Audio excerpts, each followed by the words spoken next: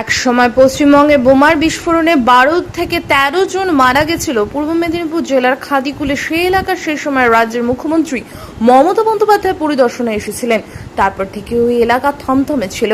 পরবর্তী ওই এলাকায় এগরা 1 নম্বর ব্লকের সাহারা পঞ্চায়েত তৃণমূল থেকে বিজেপি দখল করে নেয়।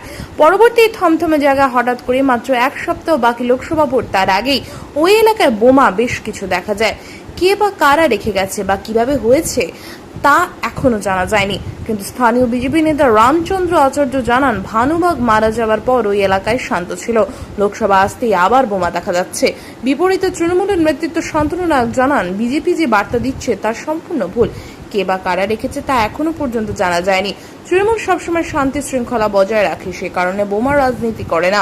কোথা থেকে বোমা এলো তা তদন্ত করে শান্তনুবাবু জানান।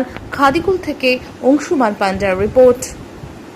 বলি আমি, খাদিকুলে যে জায়গায় বোম পাওয়া গেছে, বিজেপি মিথ্যা কথা বলছে বোমের বস্তা পাওয়া গেছে, একটি কৌটা পাওয়া গেছে, আমরা শুনেছি। বসন্ত ধামড়িয়া নামে বিজেপির এক নেতার বাড়ি থেকে পাওয়া গেছে। আর খাদিকুলে যে জায়গাটায় পাওয়া গেছে, ওই গ্রাম পঞ্চায়েত এলাকার প্রধান হচ্ছেন বিজেপি, ওর নিজের বুথ হচ্ছে খাদিকুল। তো কেন তৃণমূল কংগ্রেস এগুলো করতে যাবে?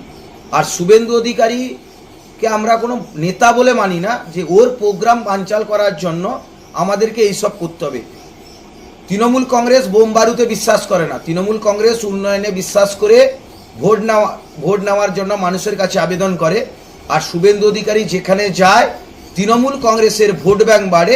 কারণ মায়েদেরকে বিজেপি অসম্মানিত করে, মায়েরা রেগে তৃণমূল কংগ্রেসকে আরও বেশি শক্তিশালী করে। আমি আপনাদেরকে শিওর করতে চাই, তৃণমূল কংগ্রেস কোনো দিন কোনো কালে এগুলো করে না। কারণ তৃণমূল কংগ্রেসের নেত্রী মমতা ব্যানার্জির মন্ত্র হচ্ছে বদলা নয় বদল চাই। এই মন্ত্রে আমরা বিশ্বাসী। অতএব যারা ওই ছোড়াগুলো যেসব কথা বলছে, বিজেপির নেতারা যেসব এই এলাকার নেতারা যারা আছে, তারা নেতার মধ্যে পড়ে না, ঠিক আছে? অতএব আর তৃণমূল কংগ্রেস এগুলোতে বিশ্বাসী নয়, তাই এগুলো আমরা করিনি। বিজেপি নামক অশুভ শক্তি এইগুলো করছে। সারা অঞ্চল দেখেছে যে তাদের পায়ের নিচের মাটিটা নেই, তাই এইভাবে তারা করার চেষ্টা করছে।